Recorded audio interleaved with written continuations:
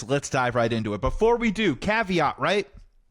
This is a pre-tape, so those of you listening on Saturday night, there are probably going to be some statistics and some things that I say about the Chicago Cubs that I like a lot that might have changed just slightly over the last 3 days or so, so bear with me. But as you can tell, the Chicago Cubs off to a pretty decent start so far. Again, as I'm taping this right now, they're about to head out to L.A. to play the Dodgers. They could easily get swept. They could come home licking their wounds and with a lot more questions than answers. But as of this right now, strong homestand. They go 4-2 against the San Diego Padres, against the Texas Rangers. That's nothing to sneeze at, something to feel good about for the Chicago Cubs, and we're definitely going to dive into that in just a moment. So let's do it. Here we go. Our top 5 Chicago sports spring burning questions. Number 1, let's stick with the Chicago Cubs. This is the one living in the here and now right now, and I want to focus on the Chicago Cubs because they are the team that is actually trying to put a winning product out there on the field in 2025. Pat, on the back to you. Other Chicago sports teams, you know you can do better. We'll get to you Bears in just a little bit. But my first question is, should the Chicago Cubs extend Kyle Tucker? More importantly, that one's an easy rhetorical yes. The question is, can the Chicago Cubs extend Kyle Tucker this season before he hits the free agent market? Before Scott Boras gets his claws into him? Can the Chicago fan base, can the Ricketts ownership, and can successful baseball on the north side convince Kyle Tucker to sign a contract and stick around? For those of you that haven't gotten an opportunity to watch a lot of the Chicago Cubs, Kyle Tucker, as I mentioned in the preseason preview, is really good at baseball. He's an absolute monster. Now, before this series, heading out to L.A., which they've played a couple of games, by the time you're listening to this on a Saturday, I understand, at the time of this taping, he is leading the Major League Baseball in hits. He's leading them in RBIs. He's got a 2-to-1 walk-to-strikeout ratio. And you know what? The team is hitting .290 with running and scoring position. The team is also leading the Major League in scoring right now by quite a margin. The Chicago Cubs are also leading the Major Leagues in player WAR. The Chicago Cubs are also leading the league in run differential.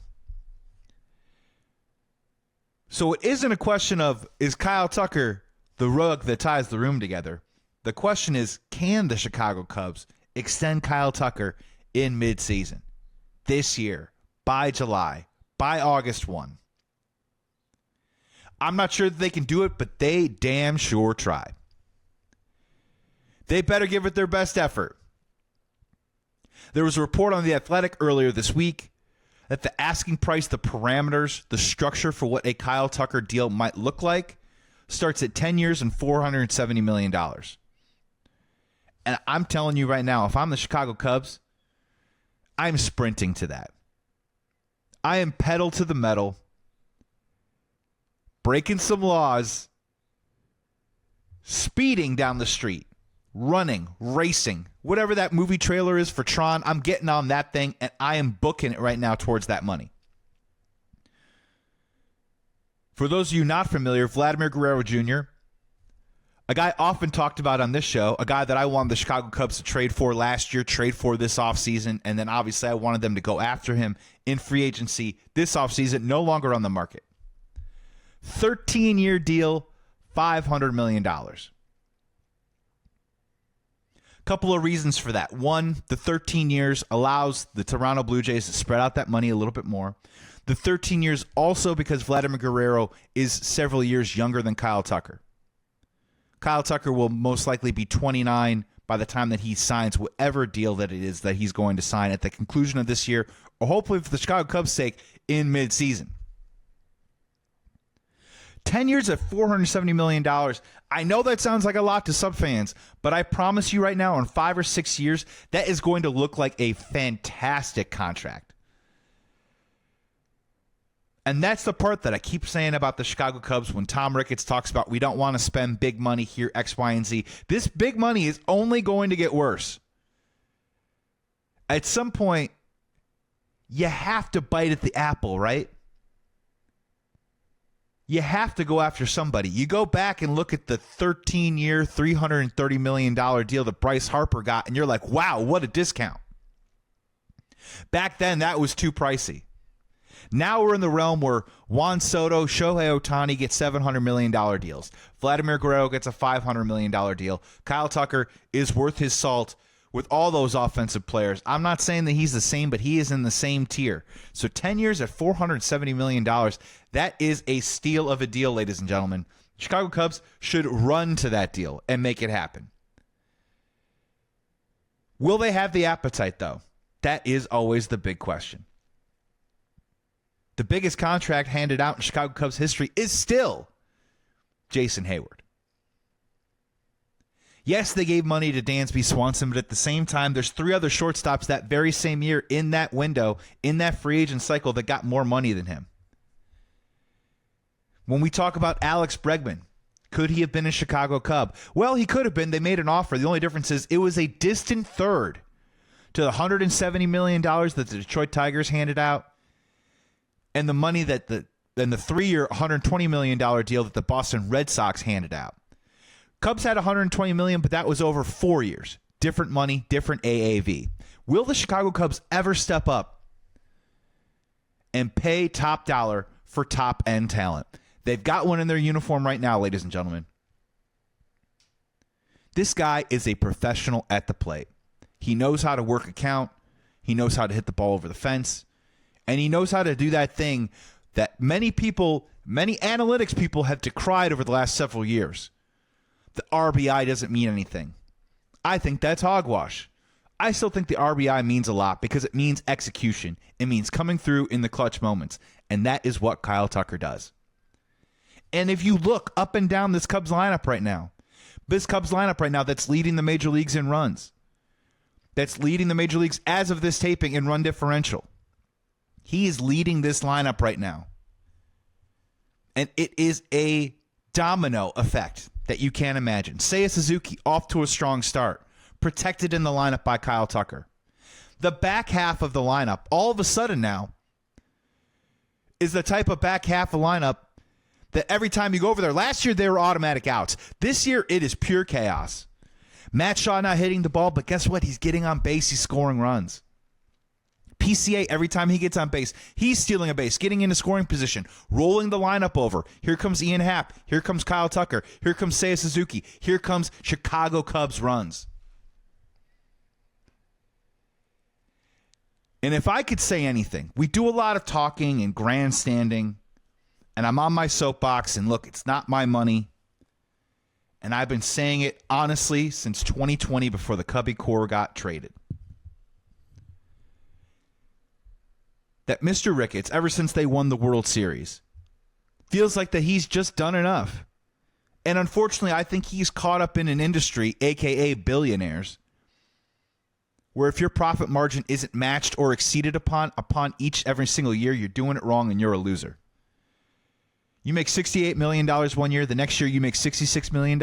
What are you doing wrong? You still made $66 million. And I just don't think he's willing for that type of investment. But I will tell you, there is something that Cubs fans can do about this. And if you're listening to this, listening to Sports Talk Chicago right here on WLSM 890, I think the Chicago Cubs can have a hand and have a say in somehow getting Kyle Tucker to return. And all you got to do is be a passionate Cubs fan. And I'm imploring all Cubs fans to make this decision a miserable one for Tom Ricketts. Are you telling me that if we have a summer where Kyle Tucker makes an all-star game, takes us to the playoffs, leads the team in home runs, hits the most home runs, over 30, 35, maybe I had him at 37 to start the year, hits the most home runs since Chris Bryant, has a Derek Lee-type season, and you're telling me if the Chicago Cubs, the fans, we're already creating nicknames, King Tuck, we're already making signs. I think we need to go full bore. We need to do the we are not worthy in right field just like Sammy Sosa. We need to make Kyle Tucker a cult hero. We need to make him a household name. We got to hold the Cubs ownership. They've got to hold their feet to the fire. Make them look in the mirror and actually say to themselves, are we really going to let this guy go? Are we really going to let this fan favorite go? Are we really going to let Kyle Tucker, King Tuck, The guy with the signs, the guy that's packing the seats in right field, the guy that's doing the "we are not worthy" and getting the curtain calls all summer long. The attraction, the crown jewel of this team, the true star on the Chicago Cubs. Are we really going to let him walk? Cubs fans, you can put your finger on that scale by just being passionate and just by cheering for this dude. And guess what? To this point, it is not a hard thing to do. It's pretty easy to root for Kyle Tucker because he's an amazing baseball player. He's a top 8 hitter in this game. 10 years, $470 million. Sign me up. You're telling me right now a Chicago Cubs team that's about 180-ish in payroll, 230 is the first tier of the luxury tax. You take 17 off of that with Kyle Tucker's current deal. You're telling me if you didn't front load that thing, you couldn't at least swallow it and figure it out as a Cubs philosophical ownership standpoint. We don't hand out big contracts. Those contracts in the back half, they always look ugly. Well, then front load it. Pay top dollar for top dollar performance now and lower your AAV on the back half of that deal. It seems pretty simple. Pay the tax, pay the check now, and later on reap the rewards at a lower number. 10-year, $470 million. Let's just say, throw it out there, you paid him $60 million a year for those first 2 years. It turns into an 8-year, $350 million deal. Suddenly, that turns into a $30 million guy, not the $47 million that you were paying before. There are ways to do this. And if you're the Chicago Cubs, you really have to think long and hard about it.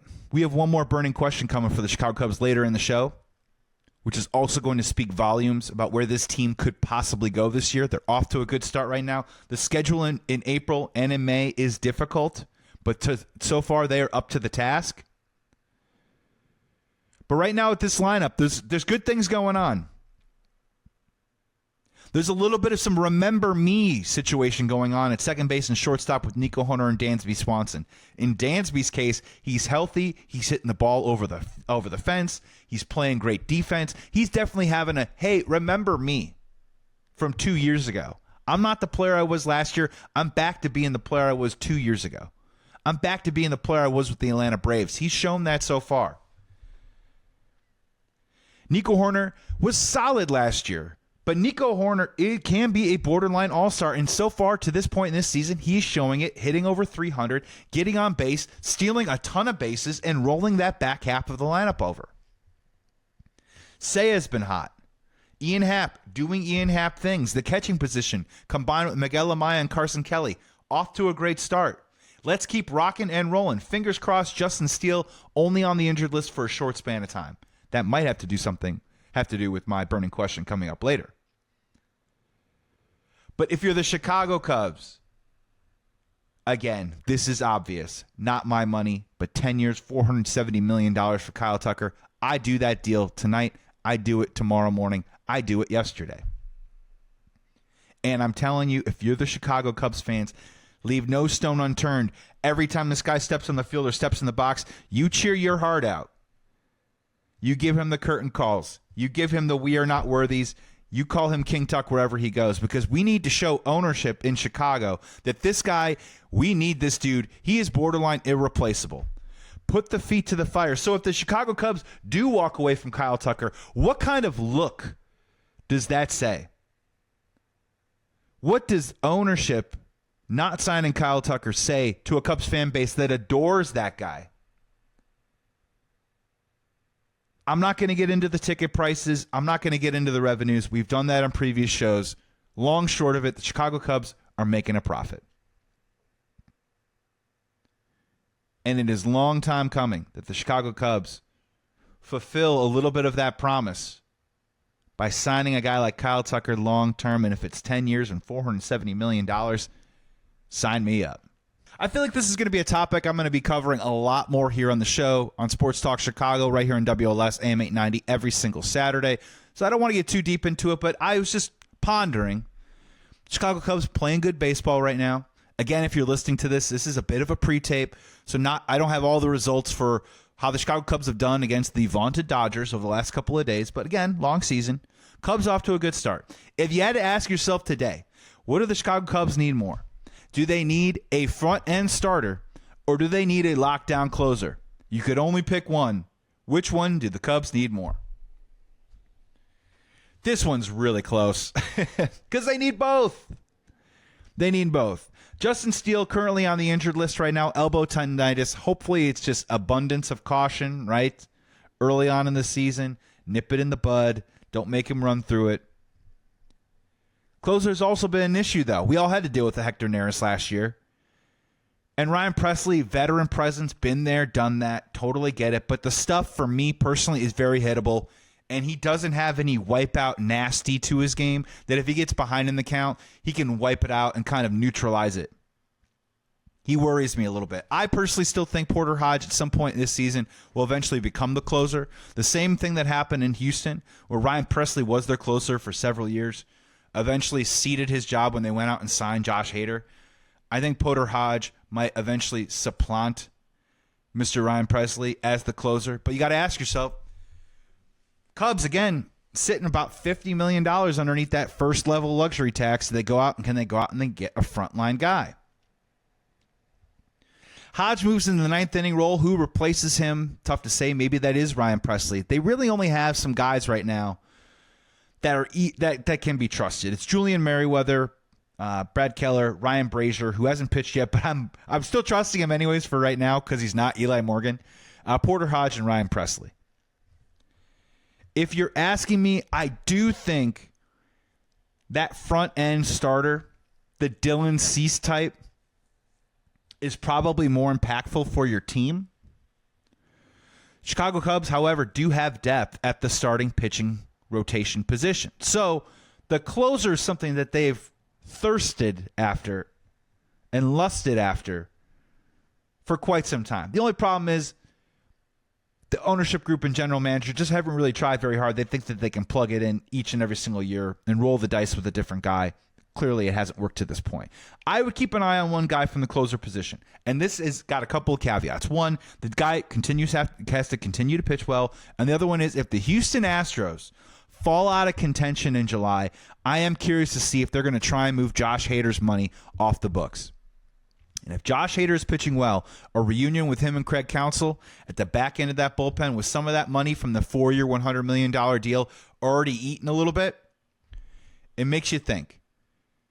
It won't cost him much because it'll only cost money. So you can keep your precious prospects, Cubs fans. It would only cost money to bring Josh Hader over. Something to consider and something to think about.